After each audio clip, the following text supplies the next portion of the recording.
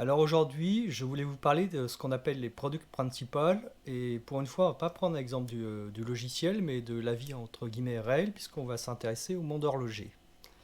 Alors qu'est-ce que c'est un product principle? C'est un grand principe qui va driver votre produit et que vous allez appliquer à travers tous vos ou votre produit pour avoir une cohérence par rapport à ces produits. Alors je vais donner un exemple très concret.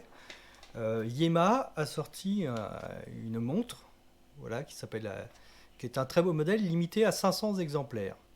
Alors, qui dit et oui, j'avais oublié de dire, cette montre était sold out même avant sa mise en vente, puisqu'il y avait des pré-ventes alors que les montres n'étaient pas encore construites, et les 500 exemplaires ont été vendus alors que la montre n'était même pas encore vendue. Alors, qu'est-ce qu'on peut faire face à ce succès? Il y a deux approches. La première approche, c'est de dire c'est une série limitée, donc ce qu'on propose par rapport aux clients, c'est une espèce d'exclusivité. 500 exemplaires, c'est à partir d'un espèce de club fermé. Vous avez eu la chance d'avoir un de ces 500 exemplaires et on ne reproduira pas. C'est ce que fait par exemple Danori, la 1968. Ce modèle n'est plus en vente. C'est une montre qui était limitée à 1968 exemplaires. Et si vous allez sur leur site, vous ne trouverez plus ce modèle, vous ne le retrouverez plus jamais. C'est numéroté. Moi j'ai un numéro. Je ne vais pas vous donner mon numéro, mais c'est autour de 400 sur 1968. C'est gravé sur ma montre. Et j'ai la garantie d'avoir une espèce d'exclusivité au niveau mondial que seules 1968 personnes au monde la possèdent. Personnellement, je m'en fous. Mais pour certaines personnes, ici, il y a eu cette proposition de valeur, elles s'attendent à ce qu'elle ne soit pas dévoyée en ressortant d'autres séries 6 mois après parce que ça a bien fonctionné. Donc, il y a une autre façon après d'approcher, c'est se dire, on a lancé un premier batch, un premier lot de 500 exemplaires, et au vu du succès commercial, notre valeur produit, c'est d'offrir un produit au plus grand nombre, et c'est donc de ressortir une série de 200, 300, 500, 1000 par rapport aux demandes utilisateurs.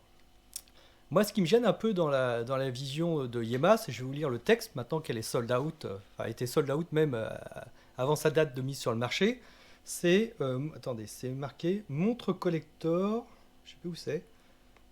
Euh, voilà, c'est ça. Prévenez-moi si une montre devient disponible. Et avant, on parle de montre collector, édition limitée 500 montres pour ce modèle collector.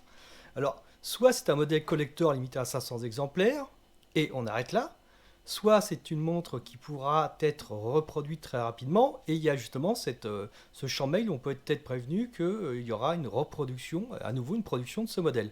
Mais là, ils sont pas très cohérents, c'est-à-dire ils jouent à la fois sur l'exclusivité d'une série limitée, collector, et en même temps sur le fait que cette montre sera peut-être reproduite. Donc c'est là où ils sont pas cohérents, il faut avoir une politique produit. Si on est Yema ou une autre marque de montre, on dit quand on fait une série limitée, on décide que c'est vraiment une notion d'exclusivité, comme le fait Danori, et lui communique exactement là-dessus. Toutes ces montres sont en série limitée.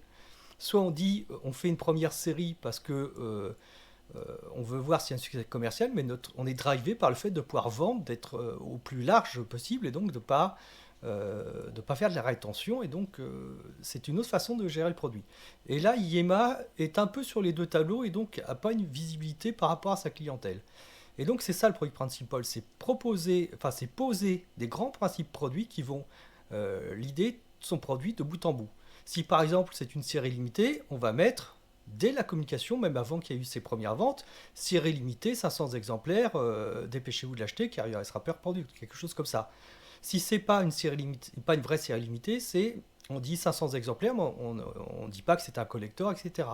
Et là, ils ont tout au long de la promotion de ce modèle, ils ont été entre les deux sans être très clairs et ça donne comment dire, une communication vis-à-vis des différents profils clients, ceux qui cherchent l'exclusivité et ceux qui cherchent à acheter un modèle parce qu'il leur plaît, quel que ce soit exclusif ou pas, ils ne sont pas du tout clairs par rapport à celui. Et il leur manque, je pense, un produit principal qui permet justement de l'idée quelle est la ligne directrice de Yema par rapport aux séries limitées.